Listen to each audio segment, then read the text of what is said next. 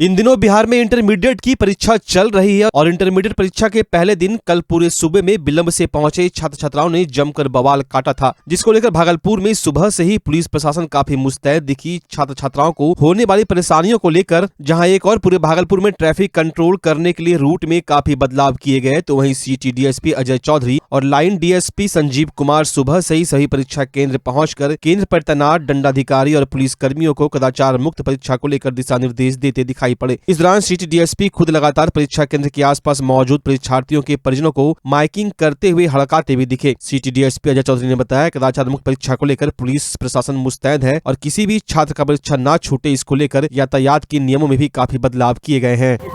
हमारी प्राथमिकता है कि किसी बच्चे का एग्जाम नहीं छूटे, इसके लिए जिला प्रशासन की तरफ से एक प्रॉपर ट्रैफिक प्लान बनाया गया है, जिसमें जो भारी वाहनों का परिचालन को रोका गया है और जितने भी पुल है और विक्रमशिला पुल है, इसके अलावा शहर के अंदर में जितने भी जगहों पे हम लोग जो छोटी गाड़ियां हैं उसको हम लोग डाइवर्ट कर सकें, हम लोगों ने किया है ताकि बच्चे को आने में कठिनाई ना हो, उनके गार्जियन को कठिनाई ना हो और बच्चे समय से अपना एग्जाम सेंटर में एग्जाम में आकर के अपना एग्जाम दे सके। बिहार में लगातार हो रही आपराधिक घटनाओं के बीच भागलपुर पुलिस को बड़ी सफलता हाथ लगी है। पुलिस ने 2 कुख्यात अपराधियों को हथियार व कारतूस के साथ धर दबोचा। विधि व्यवस्था डीएसपी डॉक्टर गौरव के नेतृत्व में स्थानीय पुलिस ने कार्रवाई करते हुए कुख्यात अपराधी छावनी मंडल और पप्पू मंडल को सबौर थाना क्षेत्र की रामनगर ममलखा से गिरफ्तार किया है। गिरफ्तार दोनों कुख्यात के खिलाफ भागलपुर के विभिन्न स्थानों में कई संगीन मामले दर्ज है। दोनों कुख्यात अपराधी देरा क्षेत्र में सक्रिय थे। भागलपुर पुलिस के द्वारा 3 बड़ी सफलता आज अर्जित की गई है और उसमें जो पहली सफलता है सबौर थाना अंतर्गत रामनगर ममलखा एक जगह है, जिसके पास में ही हम लोग के एसटीएफ का एक पिकेट स्टार्ट हुआ है विगत कुछ दिनों पहले से, और कल रात्रि में एक सूचना प्राप्त हुई। वहीं पिकेट के समीप ही गांव में एक व्यक्ति के घर में अवैध हथियार होने की सूचना प्राप्त हुई और उसमें एसडीपीओ विधि व्यवस्था डॉक्टर गौरव के नेतृत्व में एक टीम बनी, जिसमें कि एसटीएफ के लोग भी थे और डिस्ट्रिक्ट पुलिस के एसएचओ सबौर थे और डीआईयू टीम के प्रभारी थे, अन्य पदाधिकारी गण थे और इनके द्वारा देर रात्रि को रेड करके वहां से 2 मस्केट और कुल 9 कारतूस बरामद किया गया है और 2 कुख्यात अपराधियों की गिरफ्तारी की गई है। एक छंगीला मंडल है और दूसरे पप्पू मंडल। छंगीला मंडल के ऊपर भी 3 कांड दर्ज हैं और जिसमें कि हत्या के कांड, रंगदारी के कांड, हत्या के प्रयास के कांड। पप्पू मंडल के ऊपर भी 2 हत्या का मुकदमा पूर्व से दर्ज है, एक रंगदारी का केस है और एक हत्या के प्रयास के केस है। इस प्रकार भागलपुर पुलिस के द्वारा 2 कुख्यात अपराधियों की गिरफ्तारी की गई है और साथ ही साथ हथियार की बरामदगी की गई है और यह अभियान इस पूरे दियरा क्षेत्र में जो गंगा के किनारे है उसमें एसटीएफ के साथ संयुक्त ऑपरेशन करके भागलपुर पुलिस के द्वारा लगातार किया जाता रहेगा। भागलपुर में जिला परिषद सदस्य अविश्वास प्रस्ताव के बाद 2 खेमों में बंट गए हैं, जिसको लेकर सरगर्मी काफी तेज हो गई है। एक तरफ जहां जिला परिषद अध्यक्ष अनंत कुमार उर्फ टुनटुन शाह की कुर्सी जाने की संभावनाएं साफ तौर पर दिख रही है, वहीं दूसरी ओर तकरीबन 20 जिला परिषद सदस्य कुछ दिन पहले भागलपुर समाहरणालय स्थित समीक्षा भवन पहुंचे, जिसको लेकर उस समय रहे जिलाधिकारी सुब्रत कुमार सेन ने दोनों पक्षों की बातें सुनी थी और आज वर्तमान जिलाधिकारी डॉक्टर अमर किशोर चौधरी ने भी दोनों पक्षों से मुलाकात की, जिसको लेकर जिलाधिकारी डॉक्टर अमर किशोर चौधरी ने दोनों पक्ष की बात सुनी और निर्णय कल देने की बात कही है। कहाँ तक पहुँचा? आज के बैठक में फिर डीएम साहब ने आज जो माननीय उच्च न्यायालय का आदेश था उसी के आदेश पर आज बैठक हुई। इन्होंने सबकी उपस्थिति लिया, जो आगे की फिर प्रक्रिया है वो प्रक्रिया पूरी करेंगे। क्या लगता है जो अविश्वास प्रस्ताव लाया है विपक्षी साबित कर पाएंगे? अब विपक्षी तो अभी आप लोग ही बता सकते हैं, आपके माध्यम से रोज पेपर में न्यूज में डेली चल रहा है ना, समझे। हमको ये पता नहीं कि आदमी को आरोप लगाना सही बात है ना, आरोप किसी पर लगा सकता है, लेकिन उसको साबित करना कितना सही तो विपक्षी बताएंगे। हम लोग तो नियम कानून को मानने वाले हैं, नियम से चलने वाले हैं और समझे ना, इसलिए जो नियम संगत होगा वो करेंगे। डीएम साहब पर पूरा भरोसा है, नहीं समझे, और जो सही होगा दूध का दूध पानी का पानी। हम तो उस दिन भी बोले थे कि आदमी आरोप लगा दिए हैं, एक भी साबित कर देना। हम तो सरकार से आज भी मांग कर रहे हैं कि हाउस ट्रेडिंग का मामला है, इसको सरकार पूर्ण रूपेण खत्म करे। अविश्वास का मामला जैसे और सब जगह हुआ, नगर परिषद में, नगर निगम में, उसी तरह प्रखंड में और जिला परिषद में, इसको सरकार से मांग करते हैं, इसको समाप्त कर देना चाहिए और इस बातों को यहाँ से लेकर के मैं सदन तक पहुँचाऊंगा अपने माध्यम से, अपने विधायक सांसद जी के माध्यम से, कि भाई इसको खत्म कर दिया जाए। चूंकि ये हाउस ट्रेडिंग का मामला है और आप लोग देख रहे हैं दिन पर दिन क्या हो रहा है, पूरे बिहार का देख लीजिए। 2 साल में अविश्वास, उसका कोई अंदर बैठक में यही हुआ, डीएम साहब सभी का जो है अपने सामने लिए, जो हाई कोर्ट का निर्देश था उन्होंने स्पष्ट बोला कि जो कोर्ट का निर्देश है उसका हम अनुपालन करेंगे, जो नियम संगत होगा वो हम करेंगे, उसमें कोई घबराने की बात नहीं है। का अभी दे रहे थे हम लोग को 16 तारीख का, लेकिन वो जो गौरव रहा है बार बार वो कुछ ना कुछ ला करके दे देते हैं डीएम सर को डिस्टर्ब करने के लिए।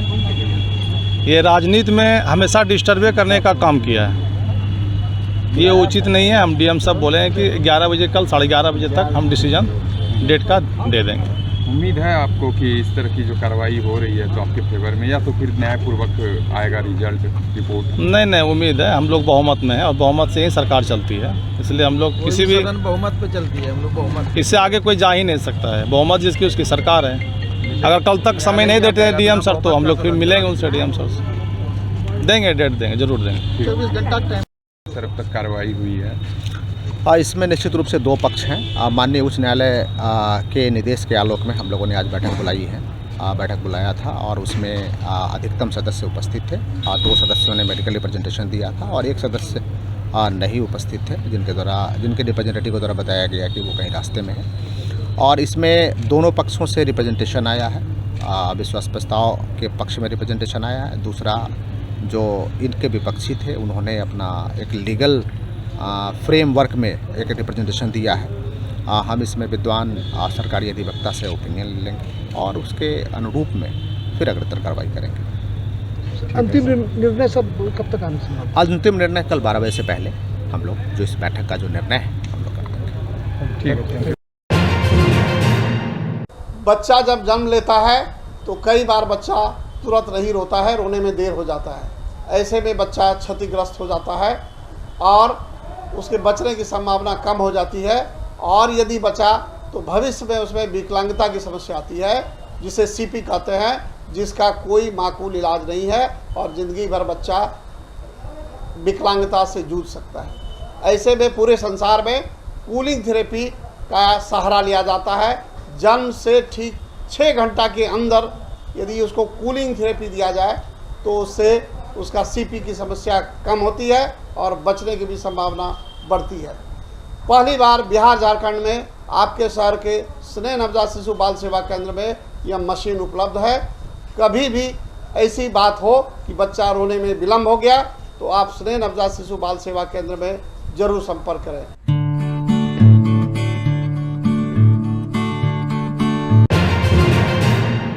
भागलपुर की सड़कों पर आज डीएलएड फाइनल ईयर की छात्र छात्रा उतरी और बीपीएससी द्वारा आयोजित शिक्षक भर्ती परीक्षा TRE 3 में मौका दिए जाने को लेकर शिक्षा विभाग के अपर मुख्य सचिव के पाठक को उनका वादा याद दिलाने लगे। सभी छात्र पैदल मार्च करते हुए भागलपुर समाहरणालय परिसर स्थित डीएम कार्यालय पहुंचे और परीक्षा में शामिल किए जाने को लेकर एक ज्ञापन भी सौंपा। इस दौरान शिक्षा विभाग पर छात्र छात्राएं काफी आक्रोशित दिखाई दे रही थी। उनका साफ तौर पर कहना था कि पहले बीपीएससी द्वारा TRE 3 की परीक्षा 24 अगस्त को आयोजित होने वाली थी, लेकिन अचानक यह परीक्षा मार्च में आयोजित की जा रही है। हम सभी डीएलएड फाइनल ईयर की छात्र छात्रा मार्च में होने वाली परीक्षा में शामिल होने के लिए तैयार हैं। के पाठक ने हम सबको वादा किया था कि आप सभी को TRE 3 में मौका दिया जाएगा। अगर हम लोगों को मौका नहीं दिया गया तो हम सभी उग्र आंदोलन करेंगे। हम लोग डीएलएड के प्रशिक्षु हैं सत्र 22-24 के। सबसे पहले तो आप तमाम मीडिया वाले को हम लोग धन्यवाद करना चाहेंगे कि आप लोग हमारी आवाज़ को उठाने के लिए यहाँ पर आए, हमारा सहयोग किया। उसके बाद हम लोग अपना ये बात रखना चाहते हैं सरकार से कि हम लोग जो जिस सत्र में एडमिशन लिए हैं 22-24 में, हमारे के पाठक सर जो ACS हैं महोदय हैं, उन्होंने वादा किया था कि आप लोगों को बीपीएससी TRE 3 में जो शिक्षक भर्ती परीक्षा होगी उसमें शामिल किया जाएगा। आप लोग आश्वस्त रहिए, आप लोगों को शिक्षक भर्ती परीक्षा की तीसरे चरण में शामिल होने का अवसर दिया जाएगा। लेकिन अभी अचानक एकाएक क्या फैसला आता है कि ये परीक्षा अगस्त में ना होकर के, जो कि बीपीएससी अपना कैलेंडर जारी की थी कि 24 अगस्त को हर साल परीक्षा होगी बीपीएससी की शिक्षक भर्ती की, वो एकाएक अचानक फैसला बदल जाता है रातों रात। और हम लोगों को तमाम मीडिया से, न्यूज़ चैनलों से खबर पता चलती है कि ये परीक्षा मार्च में होगी। अब ये बताइए हम लोगों को कि मार्च में जब परीक्षा होगी तो हम लोगों का तो अभी करियर अधर में लटक जाएगा। हम लोग इस परीक्षा में शामिल होने का सिर्फ अपने अधिकार मांग रहे हैं सरकार से और माननीय ACS महोदय से, जो वादा किए थे हम लोगों से, उनको अपना वादा पूरा करने के लिए बोल रहे हैं हाथ जोड़ करके कि वो अपना वादा पूरा करें और इस भर्ती परीक्षा में हम लोगों को शामिल होने का अधिकार दे। आज हम लोग डीएम ऑफिस में एक विज्ञापन देने के लिए, एक आवेदन देने के लिए, इसका जो है डीएम सर को देने के लिए आए हैं। ये बात हमारी सरकार तक पहुंचाएंगे सर। इसके लिए जो है हम डीएम सर के आवास में घेराव करने के लिए आए हैं। आज बीएड और डीएलएड सत्र 2022-24 के दर्जनों प्रशिक्षु भागलपुर की समाहरणालय स्थित जिलाधिकारी कार्यालय जिलाधिकारी से मिलने और ज्ञापन सौंपने के लिए पहुंचे। सभी प्रशिक्षु घंटाघर स्थित teacher training, Barari teacher training के अलावा कई टीचर ट्रेनिंग कॉलेज से छात्र छात्राएं थे। सभी आक्रोशित छात्रों ने पहले तो जमकर नारेबाजी की, उसके बाद अपनी मांगों को लेकर घंटों कार्यालय के समीप जमावड़ा लगाए रहे। अब देखने वाली बात यह होगी कि इन छात्रों के दिए हुए आवेदन राज्यपाल, शिक्षा विभाग और जिलाधिकारी कहां तक सुन पाते हैं, कहां तक इन छात्र छात्राओं को न्याय मिल पाता है। हम लोग बीएड सेकेंड वर्ष 2022 और 24 के मतलब छात्र और छात्राएं, हम लोग की मांग है कि बीपीएससी 3.0 जो कि अगस्त में 24 अगस्त को सुनियोजित थी, ये कैलेंडर सरकार के द्वारा ही 1 जनवरी को ही आया था, लेकिन अब जैसे कि विभिन्न प्लेटफॉर्म से हम लोग को सूचना मिल रही है, न्यूज़पेपर्स और सोशल मीडिया से, कि एग्ज़ाम में भी फरवरी में ही नोटिफिकेशन आ जाएगा और मार्च तक हो जाएगा, जिसके कारण हम लोग जो 22 और 24 के बैच के सभी डीएलए जो भी हैं वो सब कुछ दिन। मैं ललन कुमार, अध्यापक शिक्षा महाविद्यालय घंटाघर भागलपुर का द्वितीय वर्ष सत्र 2022-24 का शिक्षक प्रशिक्षु हूँ। जिस तरह पहले की बीपीएससी टीआरई 3.0 का आयोग द्वारा परीक्षा निर्धारित तिथि का कैलेंडर जारी करते हुए 24 अगस्त के आसपास परीक्षा तिथि घोषित की गई थी, लेकिन इधर कुछ दिनों से विभिन्न माध्यमों से ये जानकारी प्राप्त हो रही है कि ये जो परीक्षा है लगभग फरवरी या मार्च में संभावित हो सकती है। भागलपुर के कृषि भवन परिसर में प्रमंडलीय स्तरीय उद्यान प्रदर्शनी प्रतियोगिता कार्यक्रम का आयोजन किया गया। कार्यक्रम का उद्घाटन भागलपुर के जिलाधिकारी डॉक्टर नवल किशोर चौधरी ने दीप प्रज्वलित कर किया। जिलाधिकारी ने प्रदर्शनी में लगाए गए फूल, फल और सब्जी के अलग अलग उत्पादों के बारे में कृषि वैज्ञानिक से जानकारी ली। इस दौरान जिलाधिकारी ने भागलपुर को काफी प्राचीन शहर बताते हुए अधिकारियों को भागलपुर के उत्पादन को विश्व स्तर पर लाने के लिए सबौर कृषि विश्वविद्यालय के वैज्ञानिकों के साथ मिलकर काम करने की बात भी कही। इस दौरान भागलपुर के जिलाधिकारी डॉक्टर नवल किशोर चौधरी किसानों की बेहतरी और भागलपुर के उत्पादन को विश्व के पटल पर ले जाने को लेकर कई दिशा निर्देश देते हुए अधिकारियों को 3 दिन के अंदर रोड मैप तैयार कर मिलने की बात कही। डीएम भागलपुर के उत्पादन को विश्व पटल पर ले जाने के लिए क्या कह रहे हैं, आइए आपको सुनाते हैं। अभी उद्यान विभाग का प्रमंडलीय स्तरीय अभी प्रदर्शनी है, इसमें कई किसानों को सम्मानित भी किया गया है। मैंने अपने अधिकारियों को 3-4 दिशा निर्देश दिए हैं, जो जिसमें इस प्रदर्शनी में कृषि विभाग के भी कई अधिकारी हैं, साथ ही वैज्ञानिकगण भी हैं और उद्यान विभाग के भी हैं। उद्यान विभाग के भी अधिकारीगण जो है लगे हुए हैं। मैंने यही कहा है कि भागलपुर काफ़ी पुराना जिला है और ये कॉमर्शियल एक हब रहा है। इस कॉमर्शियल हब में हम अपने किसानों का इस तरीके से प्रमोशन करें और किसानों से को हम इस तरीके मदद करें, जैसे मशरूम उत्पादन है, केला का उत्पादन है, फल उत्पादन है, सब्जी का उत्पादन है, उसको इस तरीके से किसानों की प्रोडक्टिविटी बढ़ाएं। हम किसानों की मदद करें कि जिसके इनकम यदि 10,000 प्रति माह है अभी, उसको हम 15,000 रुपये कैसे ले जाएं, 20,000 रुपये कैसे ले जाएं। इसका मैंने कहा कि प्रोजेक्ट बनाइए ताकि एक एक किसान को लाभान्वित कर सके। दूसरा, सबौर हमारे पास यहाँ यूनिवर्सिटी है जिसका काफ़ी नाम है, वहाँ के वैज्ञानिकों से मिल करके किसानों को हम प्रशिक्षण दिलाएं और यहाँ एक भागलपुर का एक टैग मार्क दें कि मेड इन भागलपुर या पैकेज इन भागलपुर, इस टाइप से हम प्रमोट करें ताकि यहाँ के किसानों को, यहाँ के आमजनों को काफ़ी लाभ मिल सके। लाजपत पार्क स्थित इंडियन मेडिकल एसोसिएशन के कार्यालय में इंडियन मेडिकल एसोसिएशन के अध्यक्ष डॉक्टर मणिभूषण की अध्यक्षता में भागलपुर के डॉक्टर ने प्रेस वार्ता आयोजित कर डॉक्टर अंकित के आवास पर हुई भीषण चोरी की कड़ी निंदा की और भागलपुर जिला प्रशासन और पुलिस प्रशासन से मामले को जल्द से जल्द उद्भेदन करते हुए चोरों की गिरफ्तारी की मांग की। डॉक्टर ने भागलपुर पुलिस प्रशासन से चिकित्सकों की सुरक्षा व्यवस्था सुनिश्चित करने की बात कही। प्रेस वार्ता के दौरान भागलपुर की कई जाने माने चिकित्सक मौजूद रहे। सबसे पहले मैं आईएमए अध्यक्ष डॉक्टर मणिभूषण तमाम पत्रकारों का इस्तकबाल करता हूं अपने इस आईएमए के प्रांगण में, और सभी हमारे वरीय चिकित्सक जितने लोग यहाँ पे मंचासीन हैं, सबों का मैं इस्तकबाल करता हूं।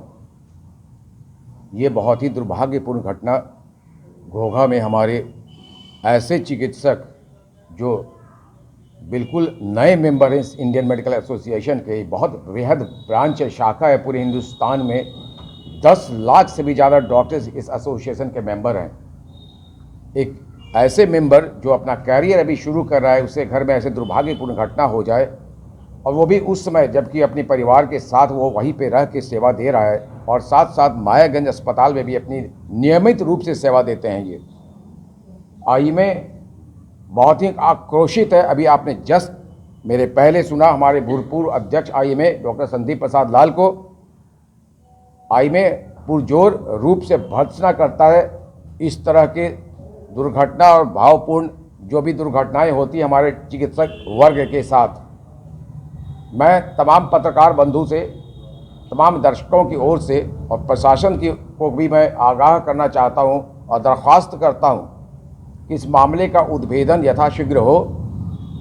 यथाशीघ्र जितने भी 8 से 10 जितने लोग गए थे इस मामले में, इसको अंजाम पहुंचाने उनके घर में घुसे थे, उनकी गिरफ्तारी हो और इस पे रोक लगे और प्रशासन हम चिकित्सकों को प्रोटेक्शन ऐसे दें कि भविष्य में इस तरह की दुर्भावपूर्ण दुर्घटनाएं ना हो। भागलपुर आईएमए के नए सदस्य हैं, अभी युवा हैं, अभी अपने पढ़ाई लिखाई को ख़त्म कर चिकित्सा पेशा में अपनी ज़िंदगी की शुरुआत किए हैं और इनके पिताजी वहाँ जिस क्षेत्र में घोघा मकान है उसके काफ़ी ही नामी आदमी हैं और इसके चाचा जो हैं वो भी कहलगांव के प्रतिष्ठित अस्थि रोग विशेषज्ञ हैं। सवाल है कि इस तरह की घटना क्यों हुई। ये तो रूटीन वर्क है, एक चिकित्सक अपना काम करके घर में जाता है और उसको पुलिस प्रशासन का काम है, जिस तरह चिकित्सक का काम है शरीर में जो भी लोग रोगी हैं उनका देखभाल करना, उसी तरह पुलिस प्रशासन का काम है लॉ एंड ऑर्डर को कंट्रोल करना। जब कहा गया घोघा पुलिस को कि आप इस तरह का खबर, पहले तो जो भी एसआई थे उनको खुद आना चाहिए था, वो खुद नहीं आके, हम लोग वॉच कर रहे हैं इस पूरी घटना को और सुबह में आके जो रूटीन वर्क है एफआईआर करना। एफआईआर अगर पुलिस प्रशासन तत्पर होती तो इनके घर पर उसी समय कर सकती थी। एफआईआर करना कोई बहुत बड़ा घटना नहीं होता है, एक सिंपल फर्स्ट इन्फॉर्मेशन रिपोर्ट है, एप्लीकेशन लिखना और कार्रवाई स्टार्ट करना। आज घटना के घटे हुआ दूसरा दिन 48 घंटा से ज़्यादा हो रहा है, अभी तक पुलिस के तरफ से कार्रवाई शून्य है। हम लोग 1-2 दिन का समय और देंगे, हो सकता है किसी भी समय आज से कल हम लोग भागलपुर के पुलिस अधीक्षक से मिलें, उनको ये सारी घटना के बारे में बताएंगे और अगर 1 सप्ताह के अंदर इस घटना का उद्भेदन नहीं हुआ और कोई भी अपराधी अगर पुलिस उसे न्याय नहीं कर सकी तो आईएमए किसी भी हद तक आगे बढ़ेगा। हम लोग अभी इसलिए हड़ताल या बंद नहीं करना चाह रहे हैं कि हमेशा मानवता पीड़ित होती है और आप लोग ही कल कहिएगा कि चिकित्सक जो है हड़ताल पर चला गया, रोगी जो है आउट।